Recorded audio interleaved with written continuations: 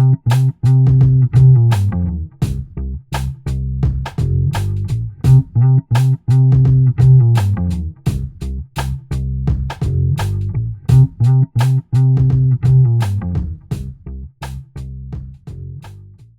thank you for for for making time for this today. This is great.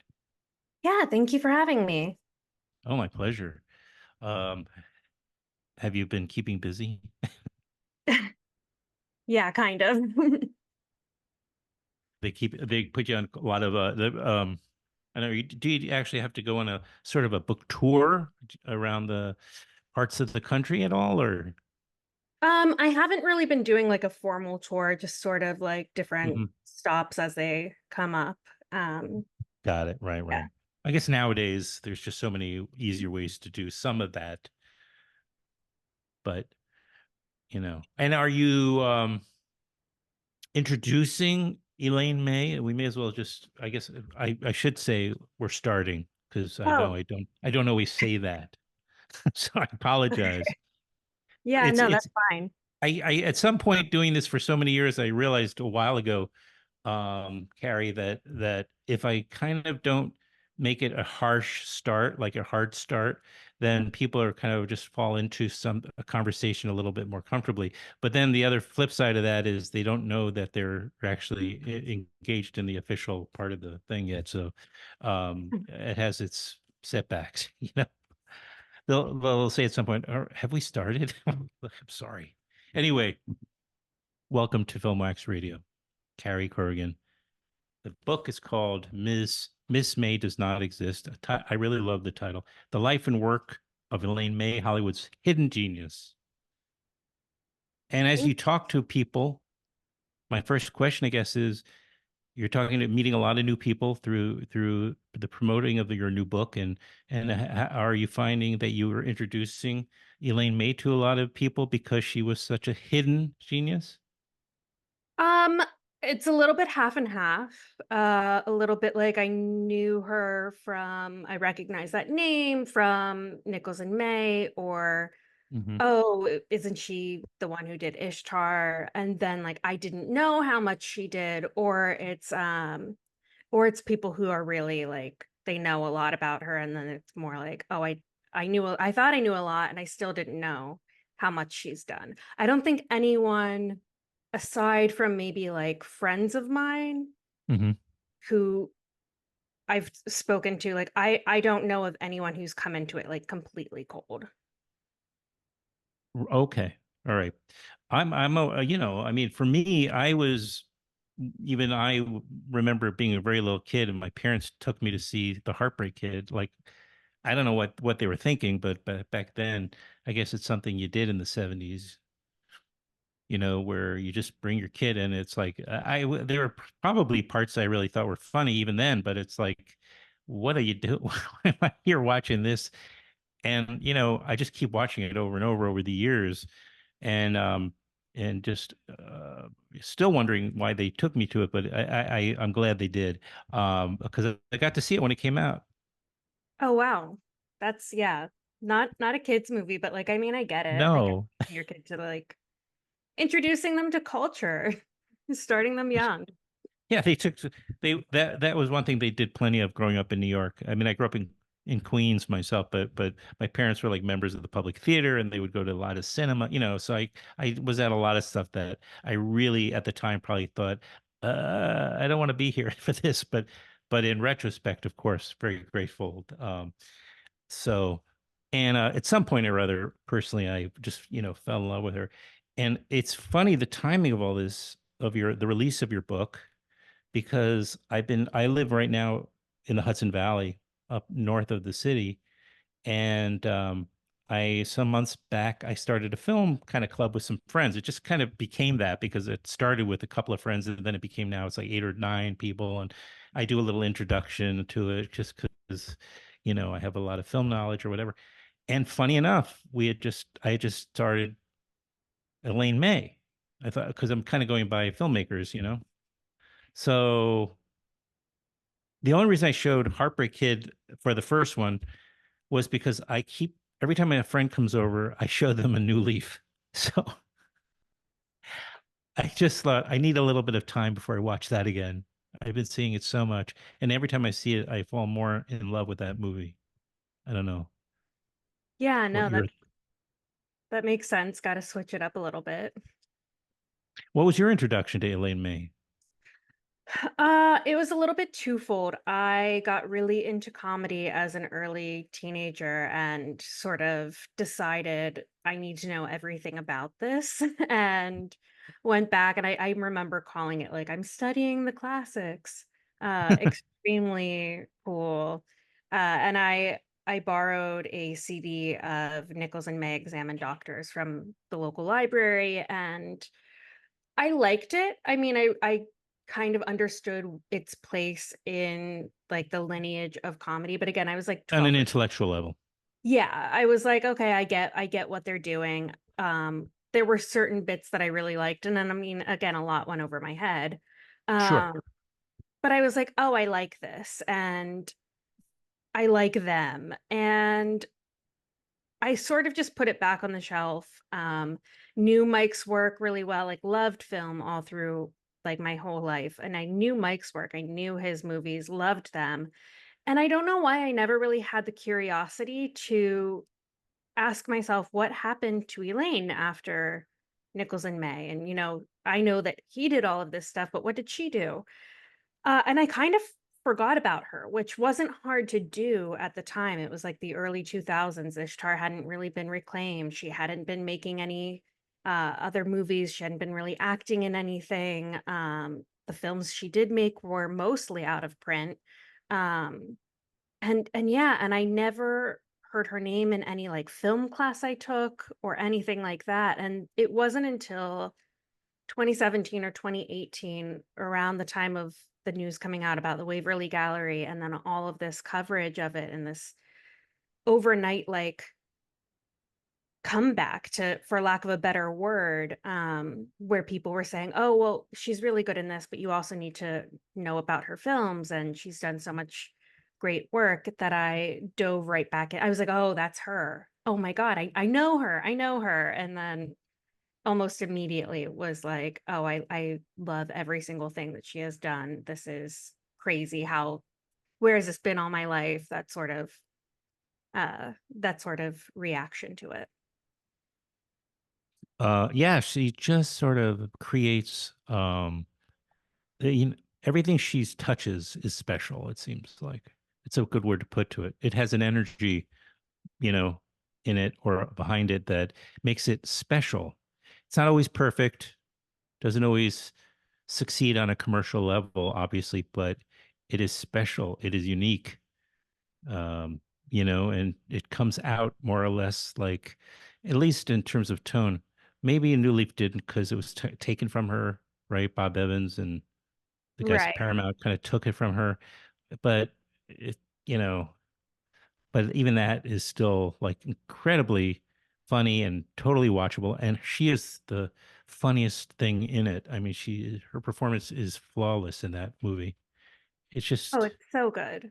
And I mean, I don't even know if I consider it like not totally hers, because it is from page to screen very, very similar to what she had in mind. It's only like it's cut down. I wouldn't say it's like tonally changed. It's just shorter. The ending is different, but I mean, I think that it's her like I, disavowing it. I'm like, it's girl, it's pretty close to your vision. I would say it's like an Elaine Light film. and I kind of almost feel having, and this is partly because I read your book, but in a way it seemed like, in a way it works. And, for those who maybe are not familiar with A New Leaf, it was intended to be a kind of a murder story or, really a dark, really super dark comedy in that. But it turns out, okay, it's a little lighter because they left out the murder part, you know. Although he plans to murder her. I'm talking about the Walter Matthau character, of course, who needs to desperately get married right away to a rich woman so he doesn't have to give up his playboy lifestyle. But in the course of that whole process, he, of course, changes and evolves into a mensch. And I guess her idea for the story was a lot darker, but I think it works the way it is in this case. I think it works on it. I don't know if you had Yeah. that reaction. No, it's still incredibly dark too. I think she had the same idea of it would be very dark and there would be murders, but she wouldn't be murdered Hmm. because the outcome would be that he realizes that he actually is falling in love with her, and Right.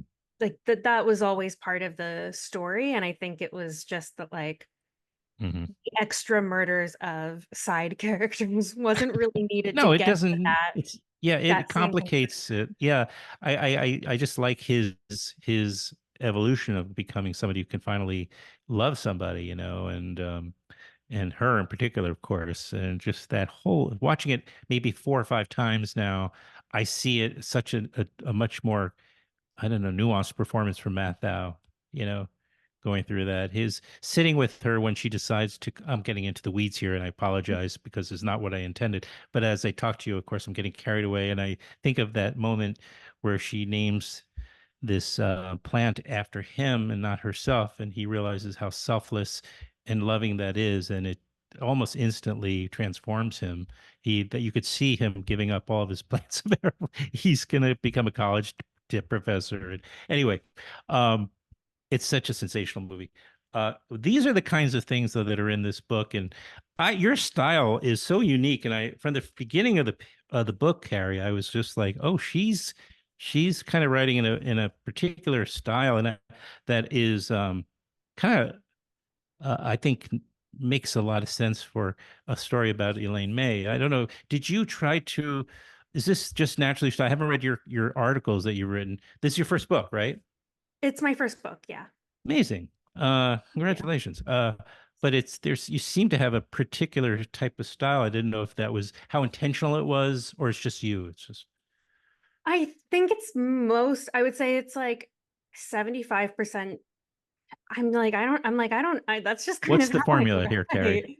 I think it's like 75% like my style that I don't really, I'm not entirely conscious of.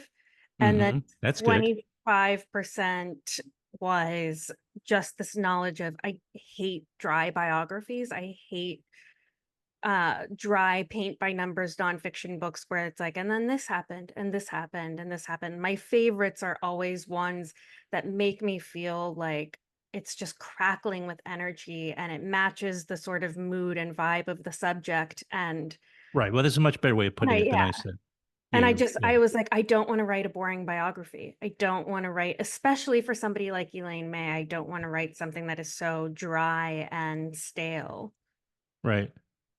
Yeah, I appreciate what you're saying, and I'm not. This is in no way to criticize. Well, maybe it is. I don't. Maybe I am going to criticize Sam Wasson a little bit, but I was listening to coincidentally, I was listening to his Improv Nation, which a big chunk of which is dedicated also to, Nichols and May, understandably, since they invented improv, it almost, or we're in a small group who essentially invented it. And it's a little dry, considering the brilliant comedy, it just seemed like it could have been a little bit, a little bit more like how you describe your writing. Um, Oh, you it's know, very funny that you say that because I remember reading Improv Nation and being like, I want to write a book like this. And I feel like he's so so many great. times he's Yeah. so great. And I feel like so Yeah. many times when I'm writing, I'm Yeah. like, and I'm not trying to, but sometimes I'm like, I have such imposter syndrome where I'm like, like this is just bootleg Sam Lawson. I can't come close. Like I don't that. know. I think you're well on your way, Carrie. I'm not just trying to. I wouldn't have invited you on. I mean, I was looking forward to just to have the opportunity to talk to Elaine May, but then when I read, I was like, oh wow, this is going to be fun. So um, and it's obviously there was the Harper kid as we mentioned, and Mikey and Nikki, and that which almost kind of also destroyed her, but she was able to come back and make Ishtar, which has, as you said, been able to kind of been resurrected. I guess time and comedy, time plus comedy. I don't know. It's being kind of appreciated more recently on a new level. But. it has always felt like, one of the biggest tragedies that she was not able to continue making films, and that we don't have as many Elaine May films as we do, say, like a Mike Nichols. Yeah, I Mm. mean, it does feel like a tragedy, and at the same time, I had to wonder a lot while writing this, if had Ishtar been a success or even a moderate, like she got away with it and she it didn't destroy her career, how many more movies would we really have gotten from her? Just knowing the pace that she works at and knowing her resistance to doing the same thing over and over again, I kind of feel like no matter what, Hmm. she would have eventually probably bowed out of Hollywood, and out of directing. I think she probably would have thought this isn't exciting anymore. We would have maybe gotten like two more movies. I don't think she had the Super the prolific. desire to like please an audience that Mike did, that compelled him to work so much. Hmm. Hmm. Yeah, I mean, you're onto something. Um, and she, as you say, and outline it quite well in the book, which again is called "Miss May Does Not Exist." Uh, she, of course, did her share of the script doctoring, but she also wrote, and almost co-directed, at least parts of some movies like Birdcage, Tootsie, whatever, some classics. And uh, they would never have been as good as they were without her input and her participation. Right. And I think that her true identity was really as a writer. And I think Hmm. directing for her was just it's not that she isn't a great director and it isn't like she doesn't have an excellent command of like, how to get a performance out of an actor or how to do something unexpected or even visually, even though she lacks the like technical competence, she does have some very clever shots and devices, framing devices and everything in her films. But I think directing kind of felt like quality control to her in a way of like I wrote this script and I Hmm. see it in my mind and I don't want to Right. give it over Somebody to else to muddy it somebody. up. Yeah. Yeah, because it Yeah. becomes their movie and not mine. Yeah. Oh, that's true. I hadn't thought about it in that perspective. So the big question, I guess, would be, kind of is like, what is your, what did you get to hand her a book? Is, I guess, my, she's well into her 90s now, but I know when you wrote this in the last couple of years, I was wondering if you actually had the opportunity to hand a copy of the book to her ultimately. Oh no. Nah. No. No, uh, uh I've thought about, is it gauche to like mail the subject a copy the way that like, if I write a profile of somebody, but then again, like if I write a profile of somebody, you always sort of email their rep, like, it's live now. Hope you share it. Thanks. Like just Uh-huh. to get the traffic, but they're always participating in that. So I was just kind of like, no, I don't. To give her a copy would seem like I'm asking for her approval, which I'm not. So Yes, I had she's an read it, she's interesting read it. I don't think she has though. I had an interesting conversation with Griffin Dunn the other day, who, because he has a new book as well, and he was aware of your book, by the way, I should tell you.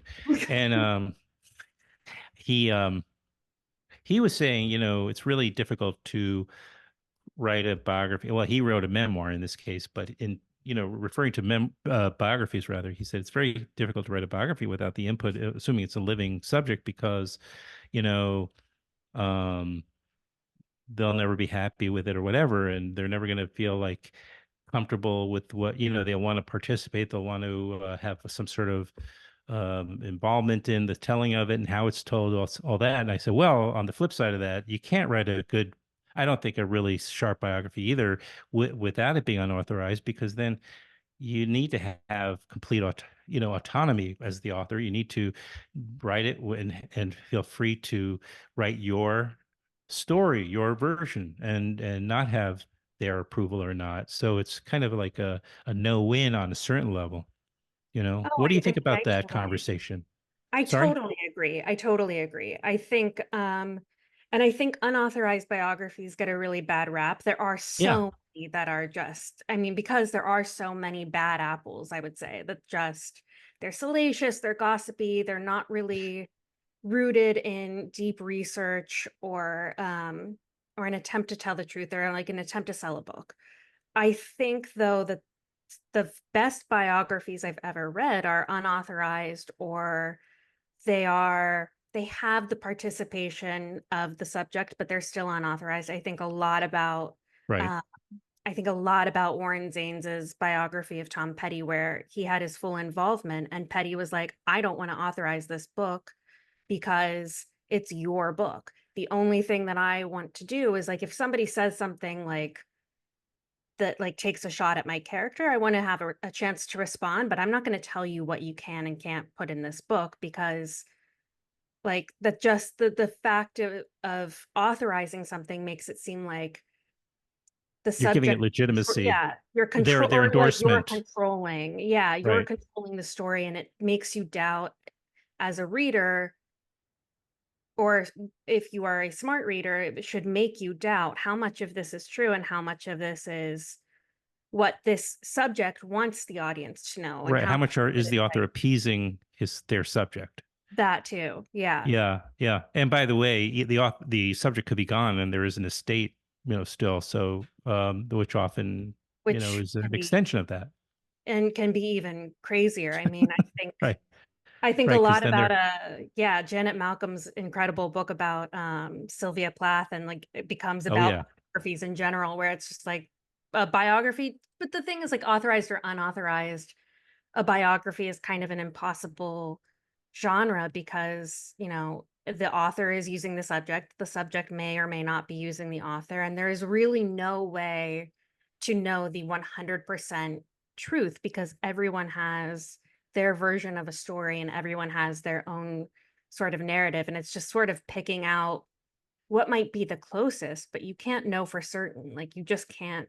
It's just impossible. And I think that was also something that I wanted to play into with my book, especially because Elaine lies so much that saying, up front, you have to take what she says with a grain of salt and you have to take what everyone else says with a grain of salt because especially around some projects, like everyone has their own sort of axe to grind. Everybody has their own prerogative in their version of the narrative.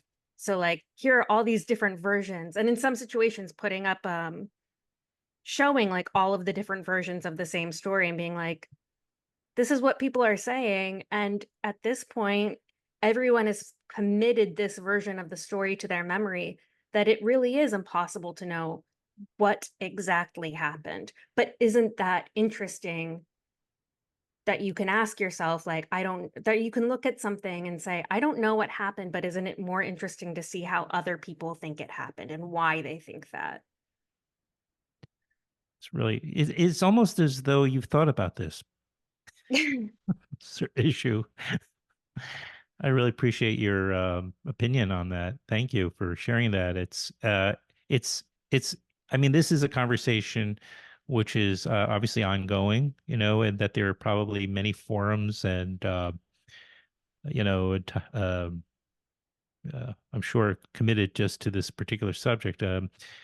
And so it does underline a certain amount of, I think, bravery on your part to take on not only doing a biography, knowing what you know and feeling what you feel, but this particular subject, you know?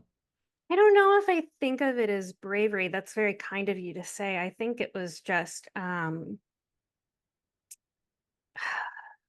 insanity and youthful bravado that I very quickly regretted. Not regretted, but very, very often during the process would get into this situation of, oh my God, what did you get yourself into? Why did you Hmm. think that you could maybe do this? Well, I mean, and there's still a lot of that generation, even though they're all in their 80s and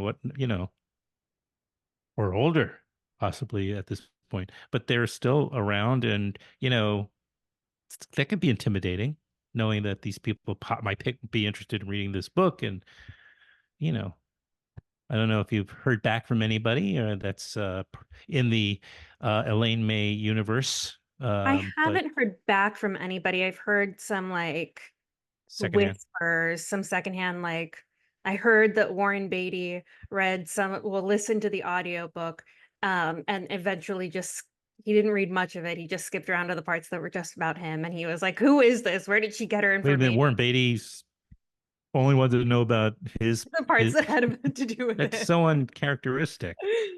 Well, that's Uh, almost heartwarming to know he's still the same way. That's great. and I was like, you know what? I I love and respect Warren Beatty so much. And in a way, I think maybe before this book, I would have been crushed to hear him be like, where does she, like, who is this? Like, this information isn't right. And now I know, like, now knowing what I know, I'm like, I still respect him, but I have to laugh because I'm like, well, that's the point of this book where like you have your own version of events that makes you the hero of the events. Of course you think that. But otherwise, yeah, I don't think I've heard from anyone in that circle, um, tightly in that circle. I don't think I have, I'm trying to remember. I don't think I've heard from anyone, but like, Mhm, mhm.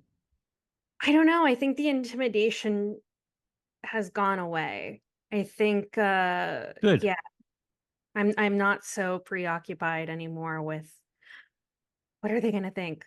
I got away with it. It's like it's more like Yeah. it's out there in the world. I got away with it. It's Well, done. maybe this is where the bravery starts to, you know, where you learn how to be brave, like because you gotta kind of just walk through the fire and continue as you mature as a both as a human being, as a writer, because you can't let those things drag you down because then you won't do a good job. You won't be No, of doing your job course. as a truth teller or storyteller or a combination. And just say that I think I mentioned in on a message I sent you that I also talked to Susan Seidelman recently because she has a new memoir, and actually all of these books have come out recently at the same time, and um and I also because she brought up Elaine May because when she was an emerging young filmmaker coming out of NYU Film School. She didn't have anybody to look to. Back in the early days of Hollywood, there were female filmmakers, but that got somehow uh I don't know what the term of the opposite of rectified is because but that ended. Right. And it was like the only one out there was Elaine May, and so she um couldn't think of too many others, but of course so I mentioned your book to her too, and she's hopefully will pick up a copy. She's a real nice woman, nice lady. Yeah, And oh my God, I'm such a fan of hers, and I have yet to read her book. It's on my pile of to be reads, but yeah, yeah, I've yeah. only heard great things about how wonderful she is.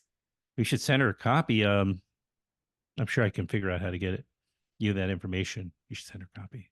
We have the Reach out same to Susan. publisher. Oh, So, that's right. yeah. Oh, that's true. They can manage that then. Yeah. Should do that. Anyway, Carrie Courogen, Miss May Does Not Exist, The Life and Work of Elaine May, Hollywood's Tin Genius. And who did do your audio book? Did you do it? I did the prologue and oh my God, her name is escaping That's me. okay. I put you on the Erin, spot. yeah, Erin, God, her last name is escaping me, but yeah, somebody else It's read. it's all right. Yeah, yeah. A professional voice actor of some sort. Yeah. Because Griffin Dunn told me that he had to read his book and it's like 400 pages in 4 days. It's Oh insane. wow. I'm like, how do you read 100 pages of a especially his is so full of pain and just it's and light moments too, but he's been through it, his a lot of Right. loss in his life. But I'm recommending it. I had a fun time reading about. I think you do great justice to her and her work and her place in the spectrum and of great writers and filmmakers. So I'm going to Thank tell you. people to read it. Miss May Does Not Exist by Carrie Courogen. Thank you for coming on. I'm glad this finally worked out. Yeah, thank you so much for having me. And we'll do it again, I hope. Yeah, that would be great. You know, I'm not going to ask that question because, like, the what's next question. So just forget about it. But I'm sure there'll be something worth looking forward to. Thank you. Of Here's course. hoping. You got it. All right. Cool. Yeah. Well, thank you. All right. Take care and have a great weekend, I guess. You too. Okay. You bet. All right. Bye. Bye bye. Thank you.